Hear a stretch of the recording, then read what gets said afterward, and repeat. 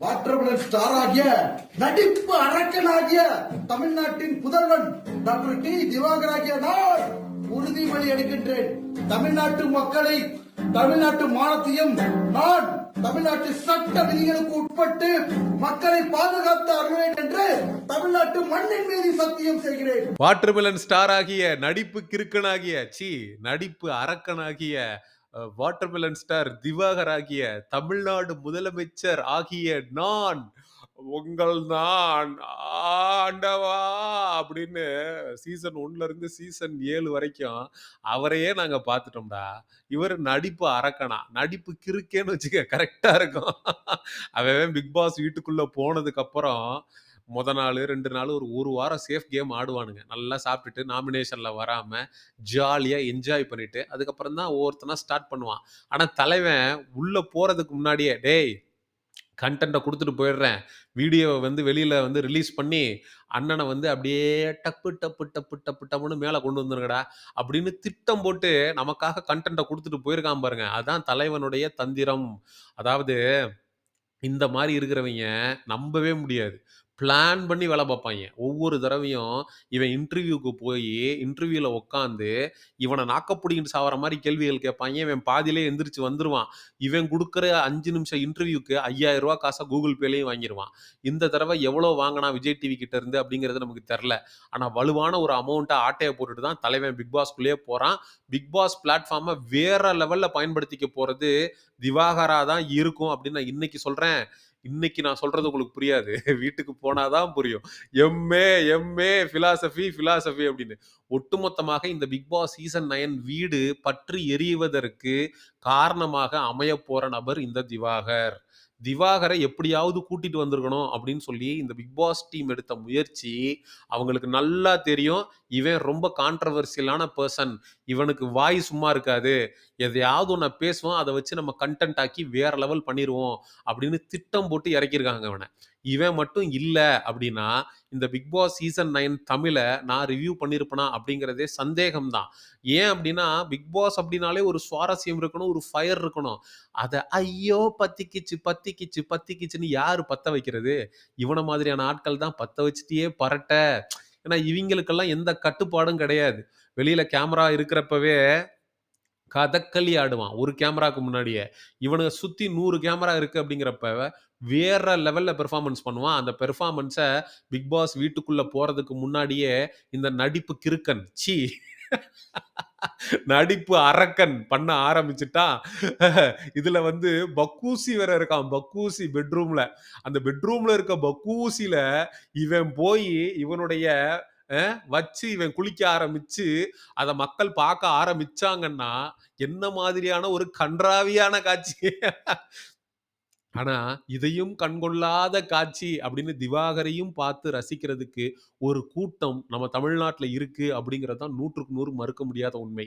ஆனா இந்த வீடியோவை பார்த்துட்டு இருக்கிறவங்க மறக்காம இந்த வீடியோவுடைய முடிவுல கமெண்ட் செக்ஷன்ல உண்மையிலேயே நீங்க திவாகர் அவர்களுடைய நடிப்பை, திவாகர் அவர்களுடைய பேச்சை ரசிக்கிறீங்களா? இல்ல I am a die hard hater of Diwakar அப்படின்னு பதிவு பண்ண மறந்துடாதீங்க. ஏன்னா சீசன் 9ல வேற லெவல்ல கண்டென்ட் கொடுக்க போறது இந்த வாட்டர்மெலன் ஸ்டார் திவாகர் தான். இதனிடையே பிக் பாஸ் சீசன் 9 தமிழுடைய கிராண்ட் லான்ச் நாளை மாலை 6 மணிக்கு விஜய் டெலிவிஷன் மற்றும் டிஸ்னி ஹாட் ஸ்டார்ல வரவிருக்கிறது. மறக்காம பாருங்க. எனக்கு ரொம்ப எக்ஸைட்டடா இருக்கு. பிகாஸ் பிக் பாஸ் வீட்டை பார்க்கறதுக்கு முன்னாடி வரைக்கும் உண்மையிலே இது ஒரு போர்டு சீசன், ஒரு எக்ஸ்பெக்டேஷனே இல்லாமல் இருந்துச்சு.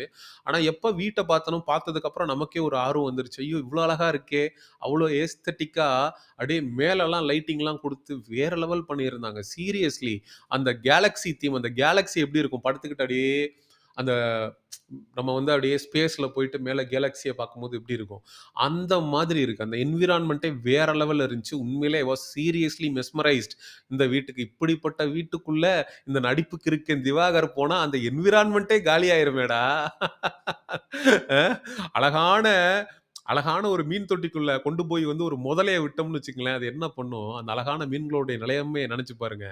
அதே மாதிரி பிக் பாஸ் அப்படிங்கிற அந்த ஒரு கனவு அப்படின்னு நினைச்சுக்கிட்டு இருந்து உள்ள வந்தவனுடைய நிலைமை எல்லாம் இந்த பிக் பாஸ் திவாகரால ஸ்பாயில் ஆக போகுதுன்றதை நம்ம இன்னைக்கே பதிவு பண்ணிடுறோம்.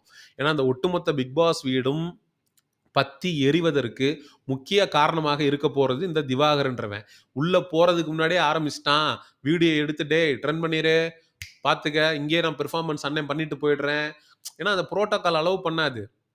நீ உள்ள வர வரைக்கும் மூடிக்கிட்டு இருக்கணும். இந்த போட்டோ எடுக்கிறது, வீடியோ எடுத்து போடுறது, இந்த வேலைலாம் வச்சுக்கூடாது.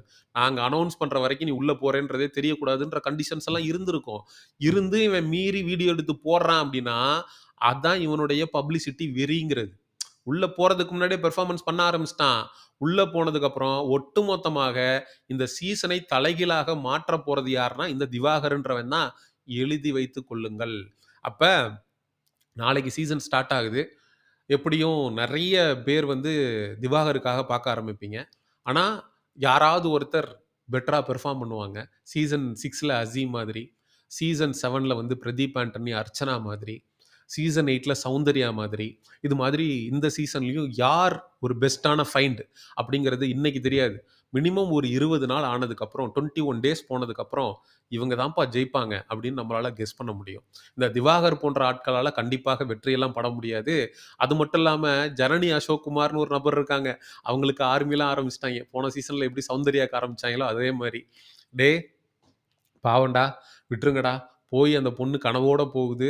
நீங்க முன்னாடியே வந்து ஆர்மி ஆரம்பிக்கிறேன்னு சொல்லி இருக்கிறவன் வாயிலலாம் விழுந்து, அவங்க நல்லா ஆடியன்ஸ்ட்ட போய் ரீச் ஆகுறதையும் கெடுத்து விட்றாதீங்கடா அப்படின்னு சொல்றோம்.